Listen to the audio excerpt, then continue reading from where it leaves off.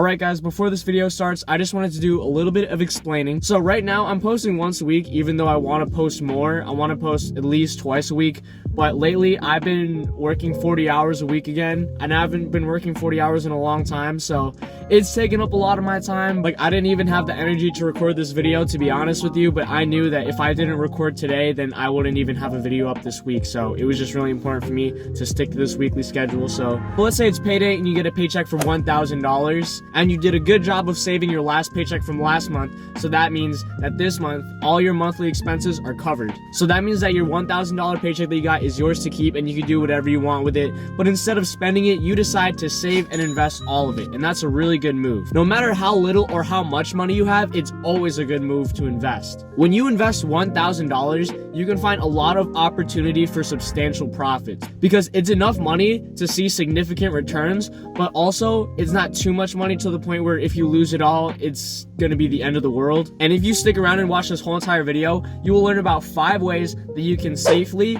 and profitably invest $1,000 in 2020. Throughout the whole entire 2019, I did all 5 of these, and by the end of the year, I saw substantial returns and significant profits from my investments. So if you're just as excited as me to learn about how you can invest $1,000, just please show your support for this channel by smashing the like button, hitting the subscribe button, and without further ado, let's get right into the video. So the important thing to note is that different investments work for different types of people. Before we invest, we have to ask ourselves what our personal financial situation is like. Are you in debt, or are you free of debt and you're able to invest all the money you have? A sad fact is that 78% of Americans are in debt.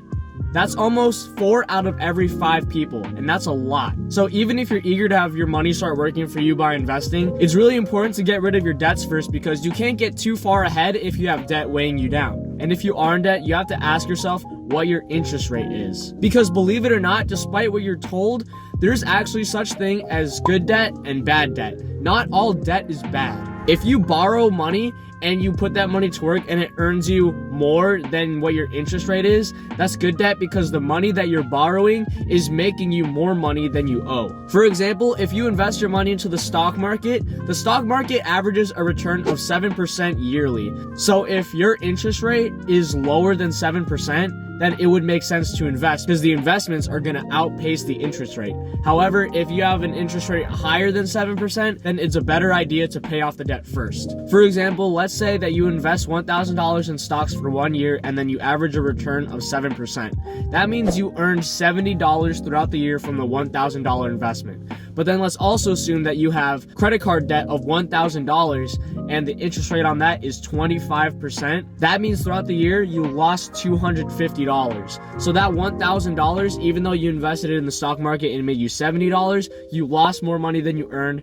So in this situation, it makes more sense to pay off your debt before investing. On the other hand, if you have a car payment or a mortgage that is 3.5 to 4%, you can actually get away with investing your money rather than paying all that up front. Because the stock market is averaging a return of 7%, 7% outpaces 3.5 to 4%.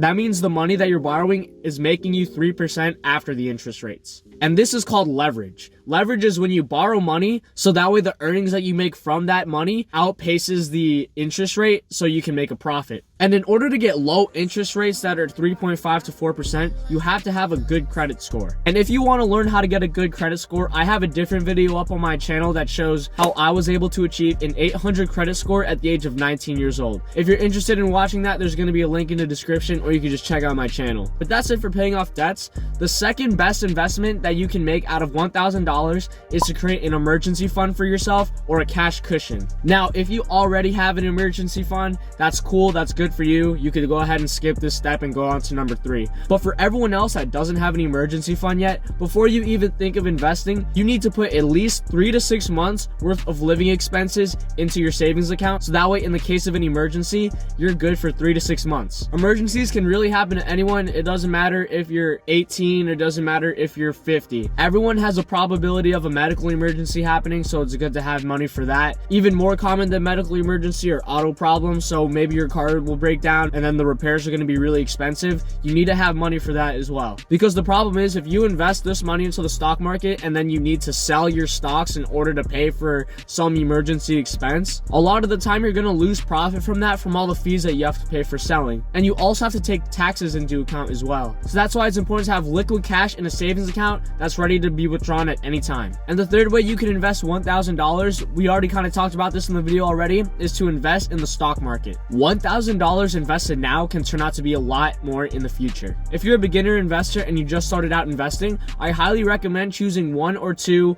blue chip stocks that pay out dividends. Some examples of these could be Target, it could be Disney, or Verizon or something. Pick a couple of those companies at first because they're a really safe investment and they will also pay you dividends on top of that. There are many strategies when it comes to investing. You can do growth investing where you choose growth stocks. You can do penny trading where you invest in penny stocks then you flip them for a higher amount. Or you can even do dividend stocks where you invest in stocks that are really solid over time but they also pay you dividends on top of that as well. That's what I usually do. That's my favorite way of investing. And I'm actually not invested in only 1 or 2 companies. I'm more invested into 20 companies. But when you just start out, it's important to only focus on a handful at a time, because even though diversification is good, it's important not to spread yourself too thin. I think 20 different companies for me is perfectly fine. I'm actually striving toward 30, but no more than 30, because after 30 it gets kind of unnecessary. But it's also important to know that you should only invest what you're willing to lose. So that way, if you lose this $1,000, it'll be a learning experience, and failure is always a learning experience. And if you really expect to achieve or succeed in anything, you need to expect to fail first before you succeed at it. But if this is your first time investing $1,000 and you're really scared of failure, then this 4th investment is for you. You can invest in index funds, and index funds are super safe and you're guaranteed to multiply your money over time. In my opinion, index funds are more for the set it and forget it type investors where you just want to buy it and then let it sit and do its own thing. Some index funds that I recommend are the Vanguard S&P 500 index fund as well as the total stock market index fund. Basically, the S&P 500 index funds